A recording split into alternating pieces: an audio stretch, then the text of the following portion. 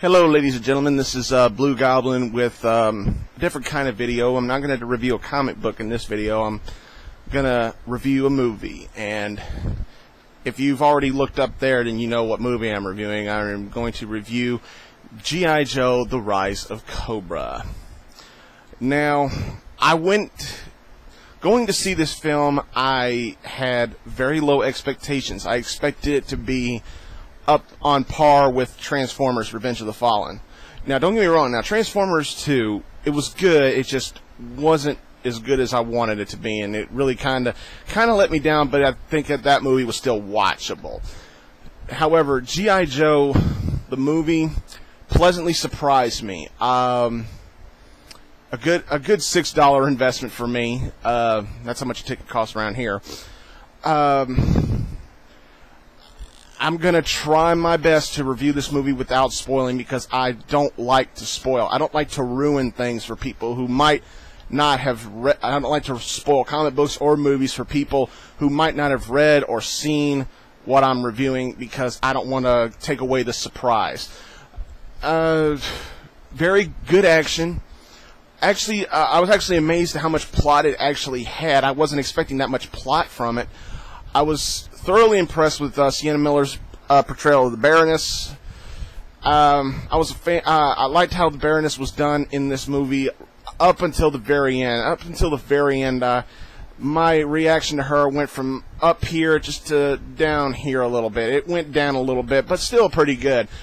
And although I don't agree with everything IGN says, I got to agree that, yes, this movie was better than Transformers 2, and yes, Scarlett could have been better, but then again, Scarlett wasn't as terrible as they made her out to be. And the best thing I can say about Scarlett is, while she wasn't the best actress in the world, she's got a nice body. Just ask Ripcord. Now, when I first saw the trailers, I thought Dennis Quaid was going to end up being Duke, and I was like, oh, duh, he's going to be Hawk.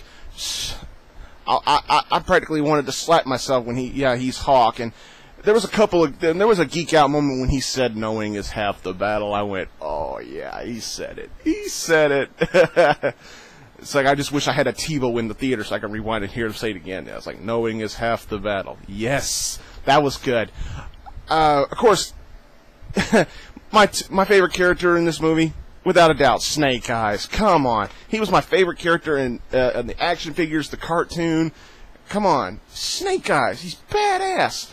The silent yet deadly ninja. And I know that was a fart joke. You know, fuck it.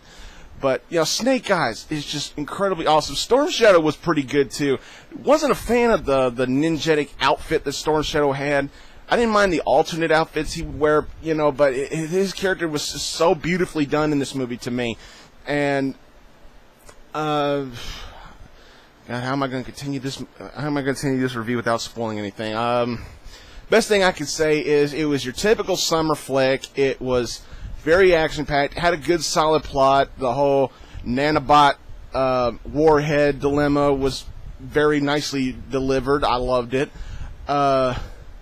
How we're introduced to Cobra Commander was a bit of a surprise, but I like the way they pulled it off. Can't say I liked the outfit they gave Cobra Commander. You know, I was more of a fan of the classic big blue hood and the general's outfit with the long Cobra staff. You know, call me old school. That's that's the Cobra Commander that I liked.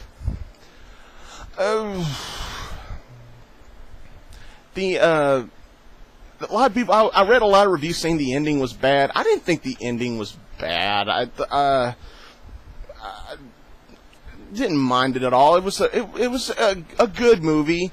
I read a lot of bad reviews, so I went to go see it myself to confirm, and I was pleasantly surprised. I didn't think this movie was as bad as some of the people on the internet are saying it is. I would recommend seeing this movie. It's really nicely done, and it's well worth the $6 ticket price. Unless you go see a matinee. Matinee, I think it's like $4. But it's worth the full $6 price. It is. It's really nicely done. Yeah, some of the acting could spruce up a little bit. Now, I gotta say one thing. Probably the one thing I didn't like. One of the things I didn't like about this movie was heavy duty's war cry of Yo Joe. I'm sorry to spoil this, but he's the one that does the battle cry of Yo Joe, and the way he said it just did not impress me. He made it sound more like a sentence, like, Yo Joe! And you're expecting some guy named Joe to come around and go, what? I mean, it just sounded more like a sentence than an actual battle cry. I mean, if somebody's going to go, Yo Joe! You know, they need to, put some gusto in it. It just didn't look right. Overall, this is a good movie. I give it 3.5 stars out of 5.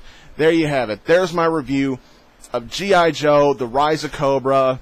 I wanted to do my best to review this movie without spoiling anything. And, hell, I might pick it up on DVD. Who knows? Some movies I pass up on. Some movies I just can't wait to get on DVD. But this one I might consider it. So, thanks for watching, everybody. And until next time.